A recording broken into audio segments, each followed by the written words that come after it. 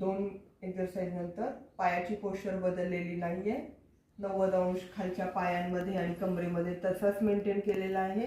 ही position आपला पूर्ण exercise होईपर्यंत हलवायची नाही. तर तिसरा, पायाचा खालचा पाय सरळ आहे, माझ्याकडे ओढलेला आहे.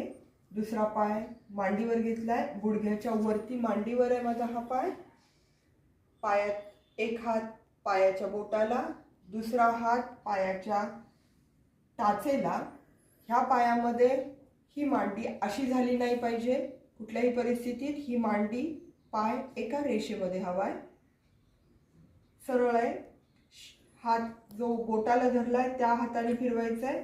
यामध्ये महत्वाचा जॉईंट, या जॉईंट मधनं पाय नाही तर तो पूर्ण टाचेतनं फिरला पाहिजे. श्वास घ्यायचा, पाय खाली जाताना श्वास सोडायचा आहे, पाय वर जाताना श्वास घ्यायचा आहे.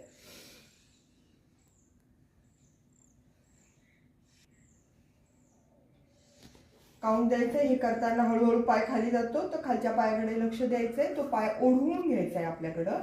पायाचा खालचा पाय मेंटेन करणं खूप महत्वाचं आहे. श्वास सोडत खाली, श्वास घेत वर, श्वास सोडत खाली. हे सगळं करताना परत बघायचंय गुडघा वर आलाय का, गुडघा खाली. असाच दुसरा पाय करताना खालचा पाय परत 90 अंश मेंटेन केलाय. गुडघा हॉरिझॉन्टल रेषेला सरळ आहे.